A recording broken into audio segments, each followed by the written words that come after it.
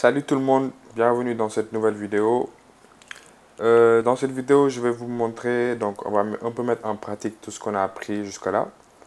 Donc avec MongoDB, on a vu comment on installe MongoDB sur Mac, comment on gère notre base de données, c'est-à-dire comment on crée une nouvelle base de données, comment on crée nos collections, comment on supprime, etc. On a fait un CRUD avec le client Shell. Donc on a vu comment on insère, comment on modifie, comment on supprime des données dans une base de données. On a vu aussi comment on exporte, comment on importe une base de données dans MongoDB. Donc, on va essayer de mettre en pratique tout ça en essayant donc de créer une application web. Donc, pourquoi pas un site communautaire où on pourra juste ajouter, modifier, supprimer des articles. Donc, ce sera une application web simple, très simple. Donc, pour ça, on va utiliser Python. Plus particulièrement, on va utiliser le framework Flask. Donc Flask, c'est un micro-framework de Python. Un micro-framework, c'est-à-dire c'est un framework très simple. C'est un petit framework, quoi. Il est très simple et très facile à prendre en main. Donc, sans plus tarder,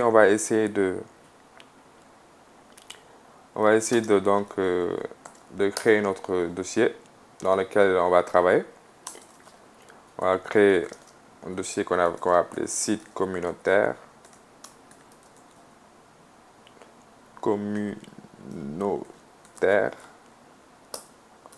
Voilà, on va se mettre là-dedans. CD. Voilà, pour l'instant, il n'y a rien. Donc, on va essayer d'installer Flask. Mais avant d'installer Flask, on va essayer d'installer un certain nombre de choses qu'on va utiliser. D'abord, les virtual env. Donc, les virtual environnements, c'est... Donc, avec Python, le mieux, l'idéal, c'est donc d'utiliser les virtual environnements. Donc, ça nous permet en fait de séparer nos projets. Donc, on aura différents projets et donc différentes installations de Python, d'où différentes versions.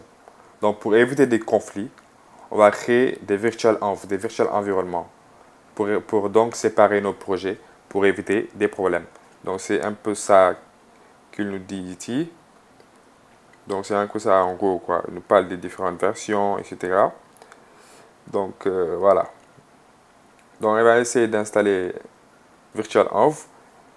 Donc, ici, dans la documentation de Flask, il nous montre un peu comment on installe des virtual environnements, etc. Il nous dit qu'on installe avec sudo pipe install virtualenv. Donc, on va taper ça.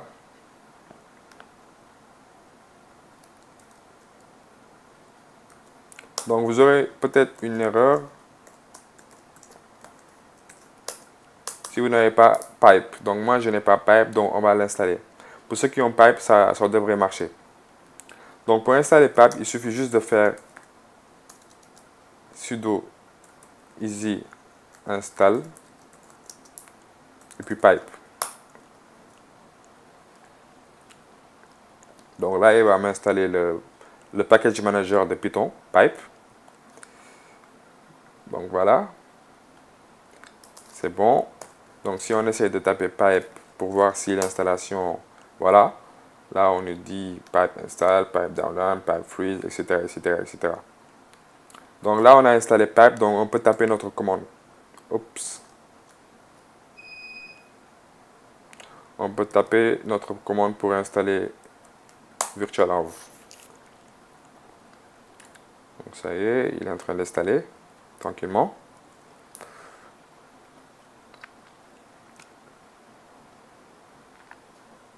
Donc ça va. On va essayer de voir aussi si virtualenv a été bien installé. Donc voilà, vous voyez que c'est bien. Donc on a installé virtualenv.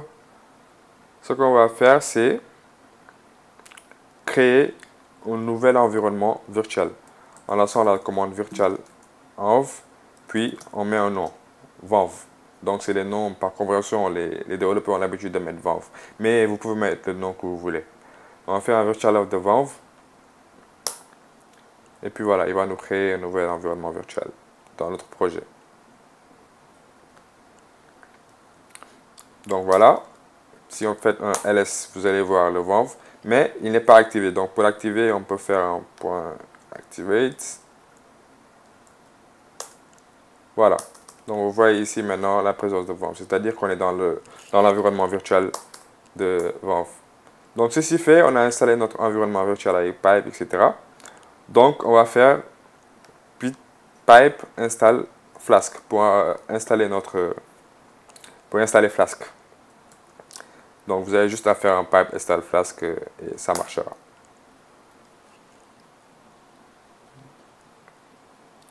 Donc voilà.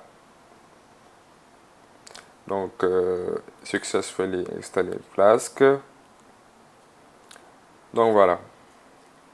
On peut vérifier si Flask a bien été installé et vous voyez que on a les commandes disponibles avec Flask. Donc voilà. Donc ce sera tout pour cette vidéo. Dans une prochaine vidéo, on va essayer de créer une application Flask et d'essayer de voir comment organiser notre code. Merci.